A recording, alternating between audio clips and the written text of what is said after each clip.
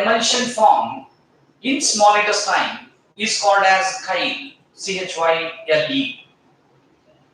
Now, our body need to absorb that substances from the lumen of small intestine into the blood.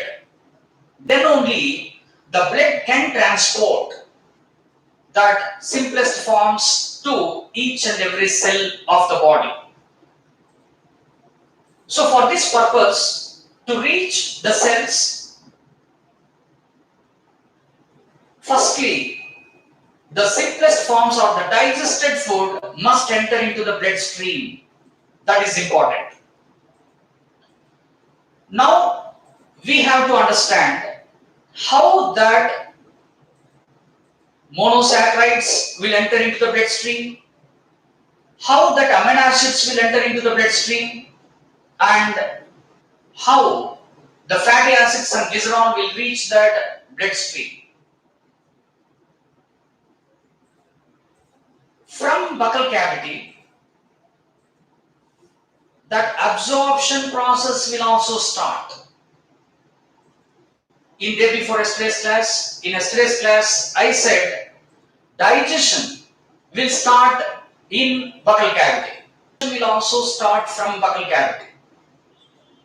Some drugs, some tablets, some medicines, when we take into buccal cavity, the mucus present in the buccal cavity will absorb that drugs. Water, little amount, not complete water. Little amount of water is absorbed by the wall of stomach. If any person consumes alcohol, that alcohol will be absorbed by the wall of stomach. The alcohol will not reach into large intestine. Some amount may reach into small intestine. So that will be absorbed by the wall of stomach itself. And some amount of fatty acids, some amount of glucose will be absorbed by the wall of stomach. But major part of absorption takes place in small intestine. Again, in large intestine, absorption of water, absorption of drugs, absorption of some vitamins, minerals takes place in large intestine. So now, you know some terms in science like diffusion, active transport, passive transport. You understood the meaning of active transport, passive transport, diffusion, osmosis in the previous other subjects. So here, some substances of food will enter into the bloodstream through active transport or diffusion,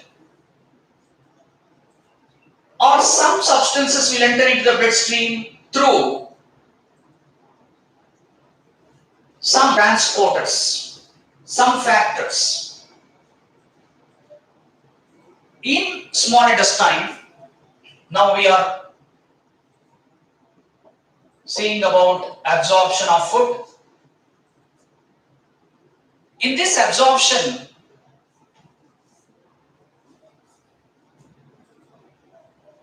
I told you in one class, the monosaccharides and amino acids will enter into the bloodstream directly through this villi. What is this? Finger-like foldings present to the inner surface of small intestine, ileum. In this, we can find blood vessel. One blood vessel will be here, like this.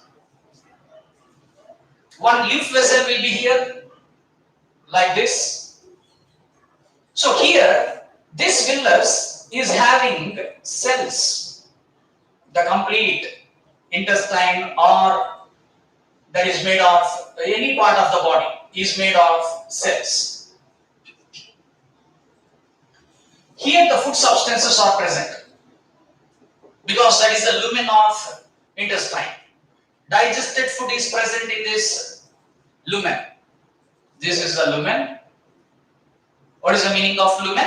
Cavity or passage. The amino acids and monosaccharides, it may be galactose, it may be glucose or fructose, they will directly enter into blood vessels. But the fatty acids or glycerol, they will not dissolve in water. They are insoluble in water. Fat substances, fatty acids and glycerol. These monosaccharides and amino acids, they are soluble. For entering into the blood vessel, they must dissolve in water initially. Then they can move. Through the process of diffusion and active transport, these substances will enter into the blood vessel because they can dissolve in water. But here the problem is the fatty acids and glycerol, they cannot dissolve. So they depend upon some other substances for the movement into the villi. These cells cannot absorb them. So there will be some problem in the absorption of fatty acids and glycerol. There is some problem because these substances cannot diffuse or passes through the cells to enter into the blood vessel. You have to remember one thing, to enter into the blood vessel, they must cross these cells. Through these cells, they must enter into the blood vessel. That's why here the fatty acids and glycerol, if you go back for the process of digestion, how the fats and lipids became fatty acids and glycerol? With the help of bile salts, they undergone emulsification. After emulsification, the lipase acted on that emulsified fats to divide into fatty acids and glycerol. You should not forget that, the past. So the same salts, which salts? Bile salts. They will observe them. Because with the help of bile salts, lipids became fatty acids and glycerol, simplest forms. Now, after conversion, these salts will keep on observing what will be the movement of fatty acids, our product, how they are moving. So that's why the bile salts will observe. They are struggling in the lumen of small intestine. They are unable to pass through that membrane to enter into the blood vessel. Now, these bile salts will go and request. They will not request. They will try to help these fatty acids. How they will help?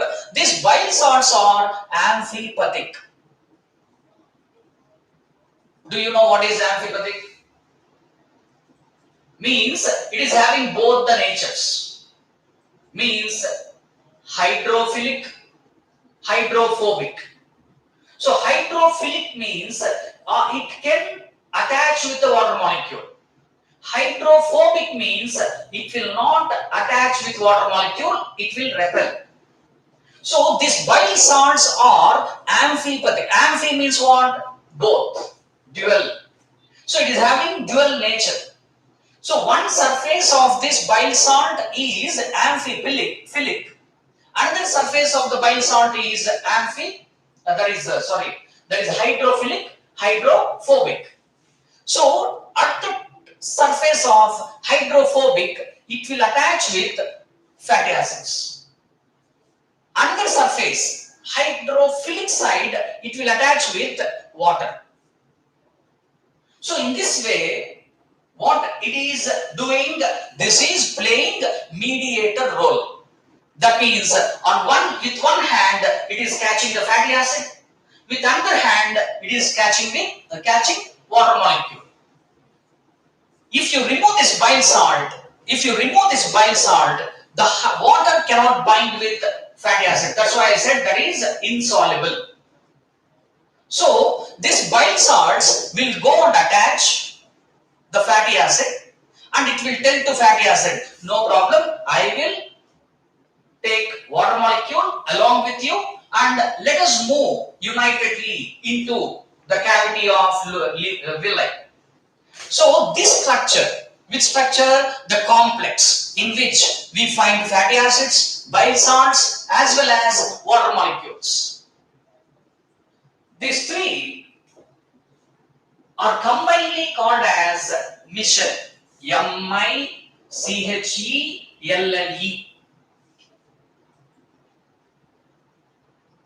So here, these micelles will form.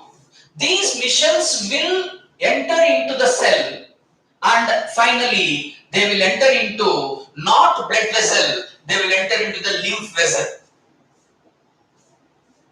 You understood how these micelles are formed?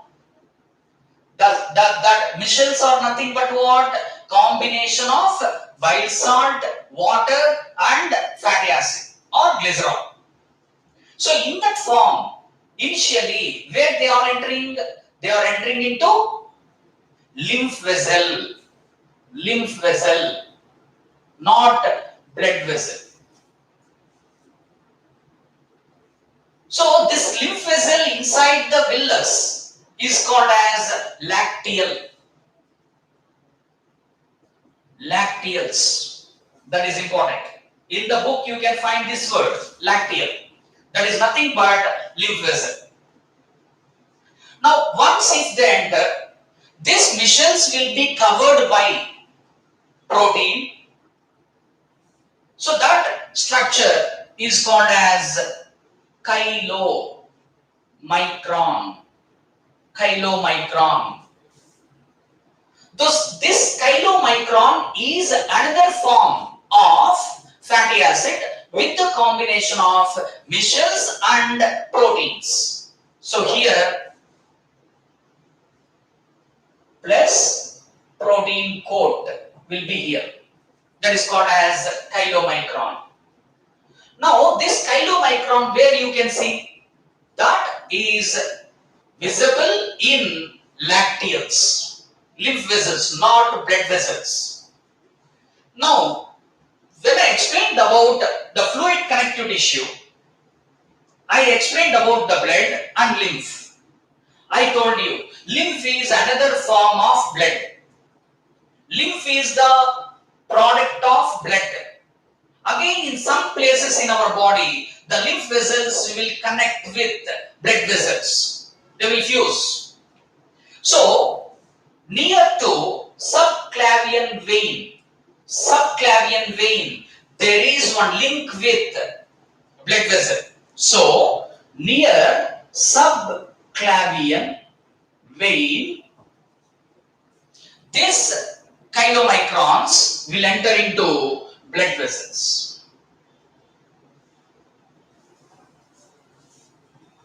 But here, instead of this type of cyclic changes, what happened here for amino acids and monosaccharides? Directly they entered into blood vessel. But the movement of the entry of these fatty acids into the bloodstream is different. That is in these different forms. By converting from one form to another form, finally they will reach this blood vessel. Where they will enter into the blood vessel? Near subclavian vein. Okay. So this is about absorption. Okay. Right. Now, why we are taking food? Before I started digestive system, I said every cell of our body must be alive. They must lead the life because to perform their duties, they must be alive. To live, to show metabolic activities, they need energy. For that required energy, they must depend upon food. Once if we provide the food to the cell, that food will undergo oxidation and energy will be liberated. So that's why we are digesting the food. We mix the food with the blood vessel to the blood. Now the blood has to take the digested food to every cell. Now the question is, how much energy we will get from the food? There is one calculation. Depending upon that, we must take the food. How much energy we need for our daily activities? For that required energy, how much food we have to take? If we take that exactly, properly, according to the requirement, we call that as balanced diet. Without calculations, roughly, if we take excess of food, it may lead to obesity. Or if we take less amount of food than the required food, it may lead to malnutrition. So, if a person takes balanced diet, then only no side effects or adverse effects will take place. So, here for that, taking balanced diet, we must know what is the nutritive value of carbohydrate, protein, and fat. If we take carbohydrate, how much energy we are going to get? You know very well, you studied in the previous classes, I hope. The ultimate form of energy, all the types of energy, is heat. Heat is the final form of energy. So by taking calorimeter, bomb calorimeter, in that there is a chamber in which oxygen is available. In that bomb calorimeter, if we see the process of oxidation by taking only 1 gram of carbohydrate, how much energy is liberated, released by oxidizing 1 gram of carbohydrate? We can calculate easily by using the devices. So we can understand what will be the calorific value of that 1 gram of carbohydrate. Or we can take fatty acid, 1 gram, 1 gram of protein, and we can see how much of energy or heat is released.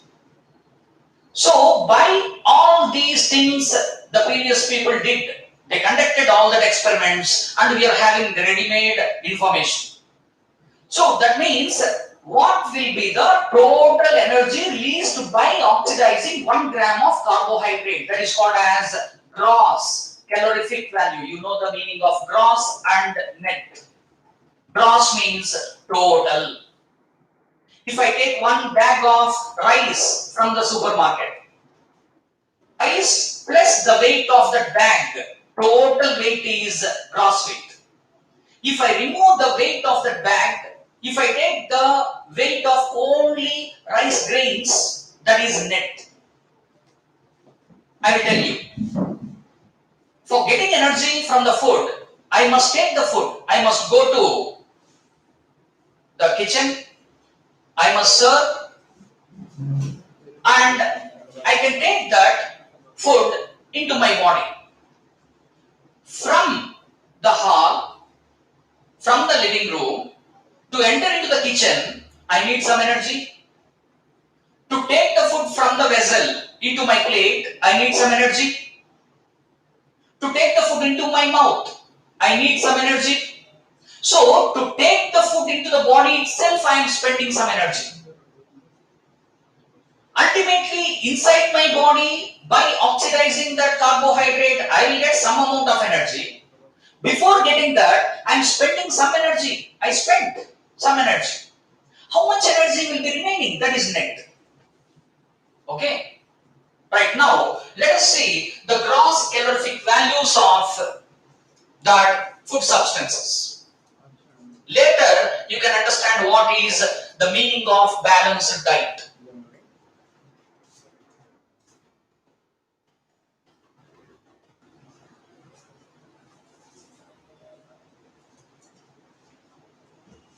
Gross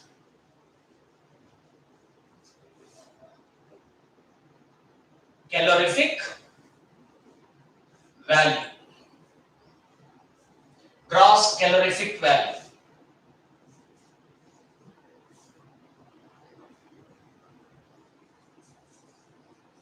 So here, if you take carbohydrates,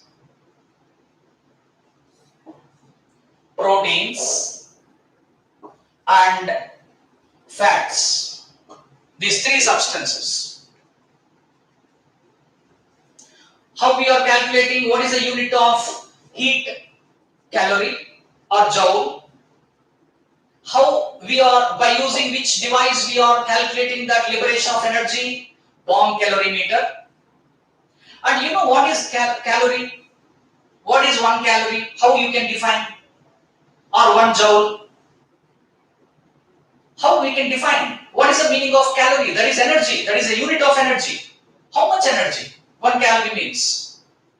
If you take 1 gram of water to increase 1 degree temperature, how much heat is necessary? That is 1 calorie. That is very small amount of energy. That's why generally we will use kilocalories. That means 1 kg of water to increase 1 degree temperature. How much energy is required? That is 1 kilocalorie. You understand? So now we are using the same terms, units, to measure the gross calorific value in terms of calories or kilocalories we are taking.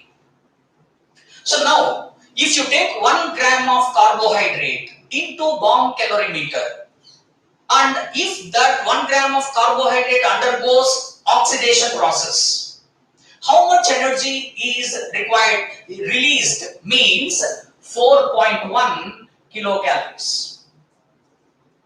Understood? 1 gram of carbohydrate.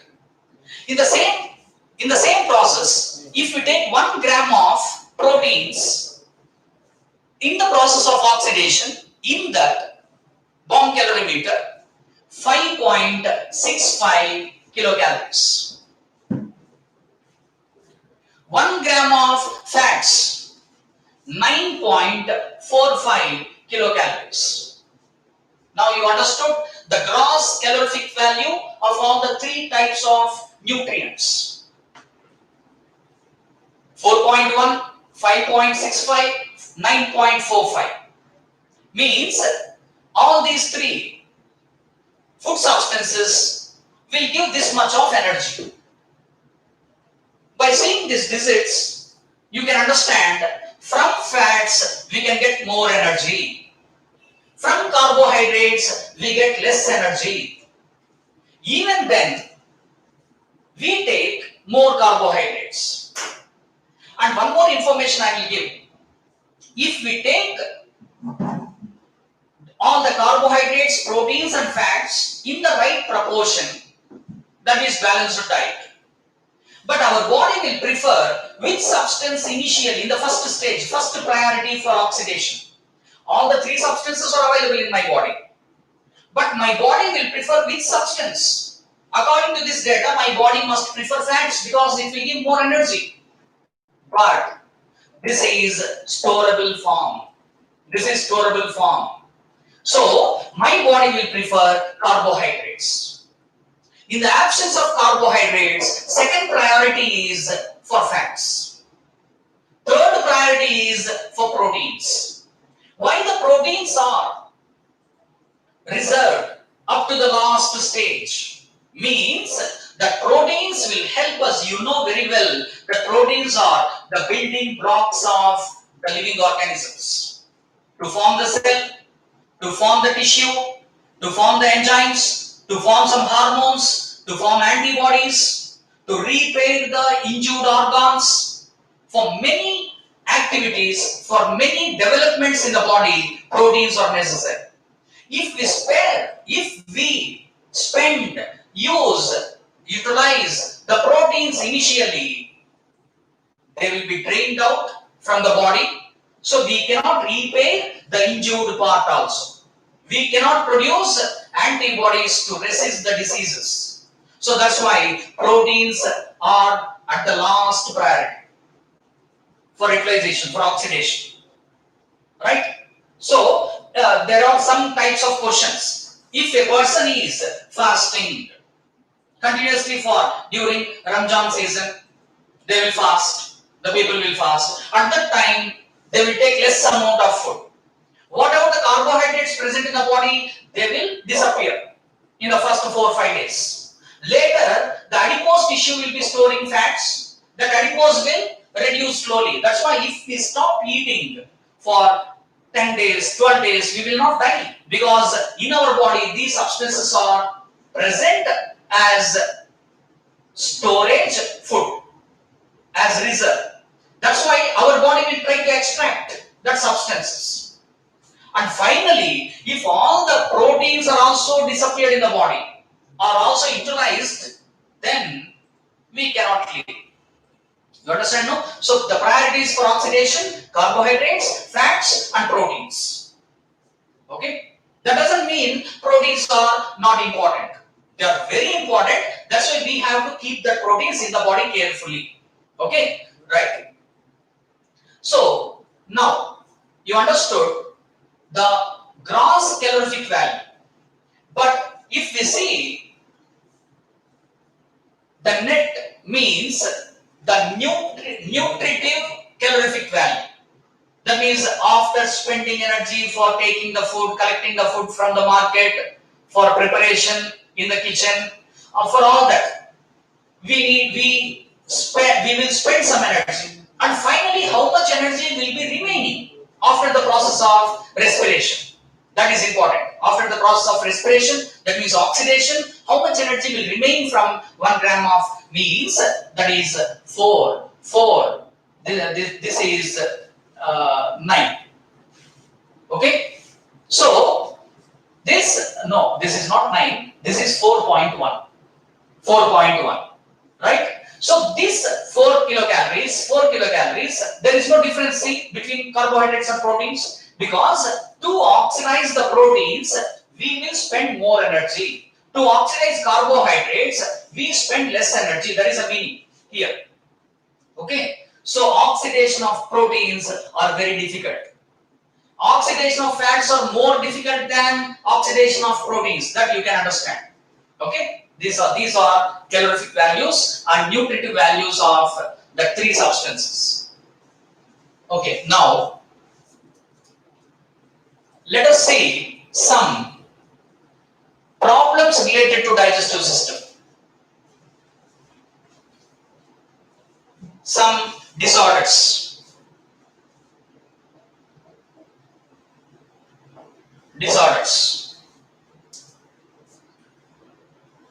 Related to digestive system, very frequently we face indigestion,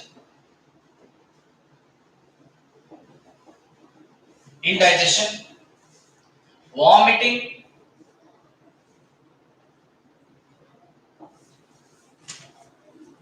constipation,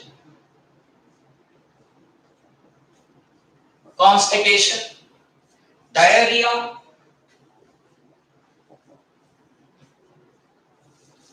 so these are the commonly faced problems related to digestive system. Now this indigestion, unable to digest the food, it may be due to deficiency of enzyme, it may be due to change in the body temperature. If we are suffering from fever, we cannot digest the food because the body temperature will be changed. So in different temperature, the enzymes will not work. Enzymes have some optimum temperature. For every enzyme, there is one optimum temperature. Only at that temperature, they will be more active. If we reduce or increase the temperature, they will become inactive. So that's why indigestion means unable to digest the food. What is the result due to indigestion? We will not acquire, we will not get energy. Nutrient deficiency birth. So that is indigestion. Vomiting. whenever we take unpleasant food, distasteful food without interest, if somebody is forcing us to take, at that time we get vomiting. Vomiting means the movement of food will be from the stomach out through esophagus. This is opposite to peristalsis. That's why during that actions, the peristalsis will be in reverse condition. That's why we call it as reverse peristalsis or regurgitation or reverse peristalsis, both are same.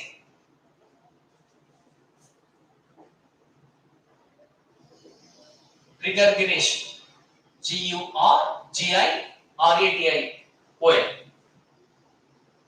regurgitation.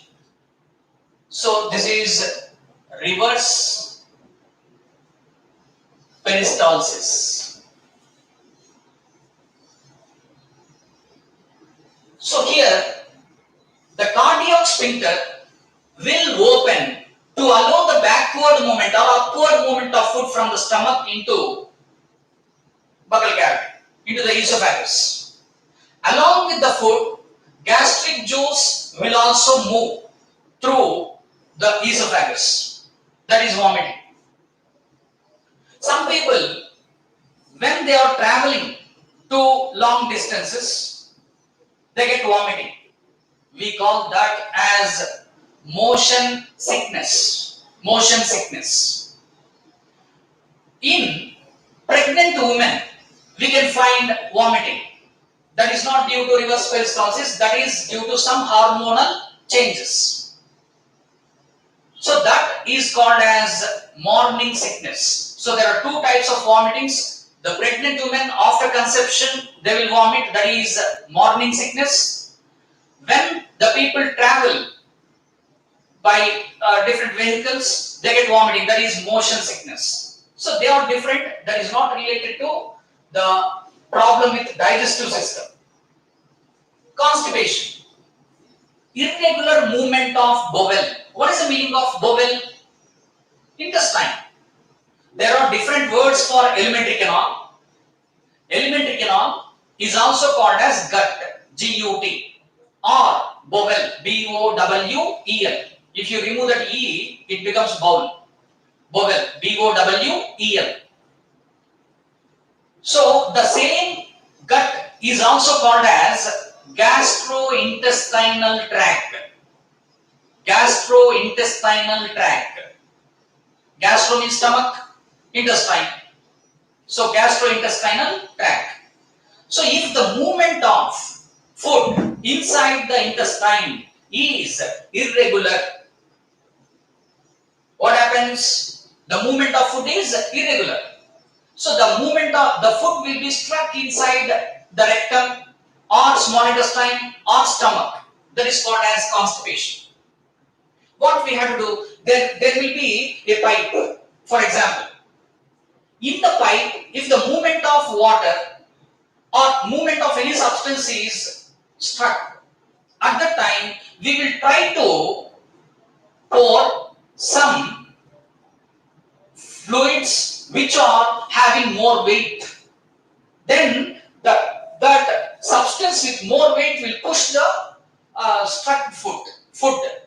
Like that, here inside the body, if we take any food with more weight or more roughness, that will push the food inside the intestine. That's why the doctors will suggest to take fibrous food. If more fibers are present, it will add more roughness to the food. So if the food is with more roughness or roughage of the food is increased, the movement of food will not be irregular. So for preventing this constipation, we have to take more fibrous food. That is very important. Diarrhea. What is diarrhea? Along with more body fluids, if that Undigested food is removed from the body. Diarrhea means what? Removal of fecal matter in excess of amount in liquid form. So due to that, the person or the patient may lose water, which is called as dehydration.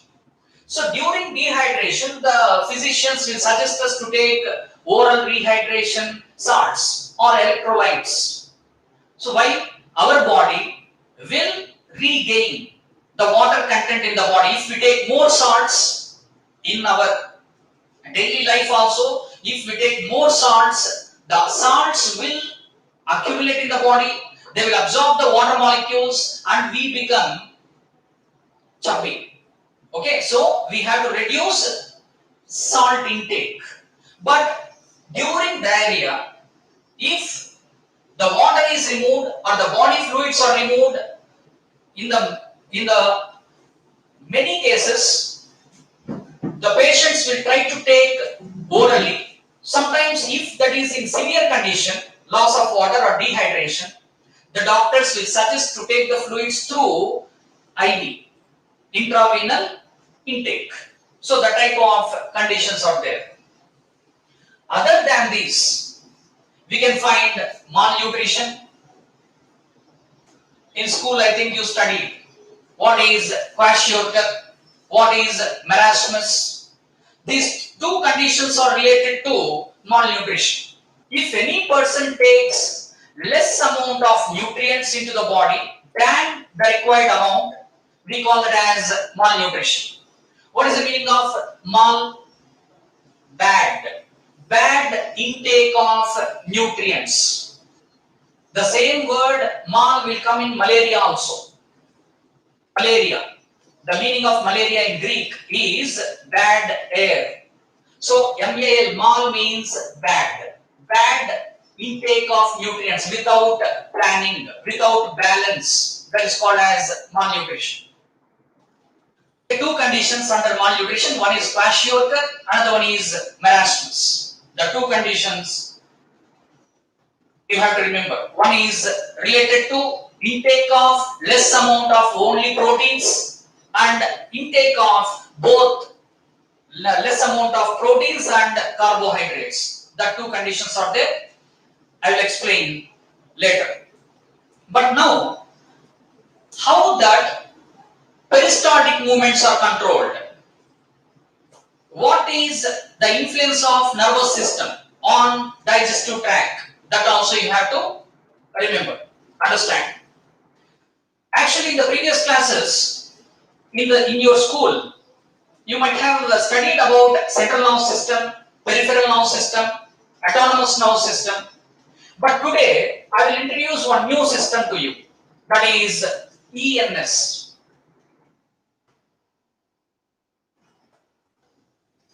This is actually peripheral nervous system is briefly, that is in short form we call it as PNS, central nervous system CNS, autonomous nervous system ANS. Now till today you didn't get this ENS. The full form is enteric nervous system. What is the meaning of entero? Entero, gastroenterologist means entero means intestine. So in the wall of intestine we can find one nervous system, enteric nervous system. It is having two parts. One is submucosal plexus, submucosal plexus. Another one is myenteric plexus. Myenteric, it is a single word, no space between my and enteric. Myo means what? Muscle. The muscle which is present in intestine, that is called as myenteric. In that muscle, intestine, do you know in the intestine we have muscle? You know that? Do you know that? What is the muscle present in intestine? What type of muscle? Smooth muscle, very good. Where we can find that smooth muscle in intestine? In the wall muscularis. I explained serosa, muscularis, submucosa and mucosa. The meaning of plexus. Plexus means mesh. Just a mesh. Plexus means mesh. But this mesh is not formed by, not made of iron. It is made of neurons. So the network of neurons will appear like a net, a mesh, that is called as plexus. So what you understood now? The submucosal layer is present in the wall of intestine. In that submucosa, we can find one plexus, that means network of neurons. At the same time, in between the longitudinal muscles and circular muscles of muscularis, in the muscularis we can find both longitudinal and circular. I told you from outer to inner, serosa, longitudinal, transverse, submucosa, mucosa. So in between the circular and longitudinal muscles, one network of neurons are present, that is called as myenteric plexus. Now this is presenting that is muscularis. Muscularis. Now what is the role of this myenteric plexus? You know, that will create peristalsis. Peristalsis. It will control the movement of peristalsis, whether the wavy movements must happen vigorously or mildly. The rate of movement takes place, that is controlled by myenteric plexus. What about submucosal plexus? It will control the secretions. Secretions. I told you, goblet cells are present, Brunner cells are present. So that type of secreting cells which are present in the wall of intestine will be under the control of submucosal plexus.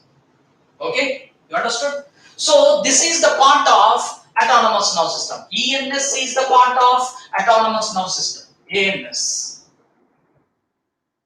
In autonomous, generally sympathetic, parasympathetic nervous systems will come. But now I am telling ENS is also one part of autonomous nervous system. So this is the neural control on gastrointestinal tract. What is gastrointestinal tract? Alimentary canal. Okay. So what are the alternate names for alimentary canal? Alimentary canal, gut, gastrointestinal tract, bowel. Okay. But bowel means generally we use that for small intestine in majority cases. Thank you, and tomorrow we will continue this topic.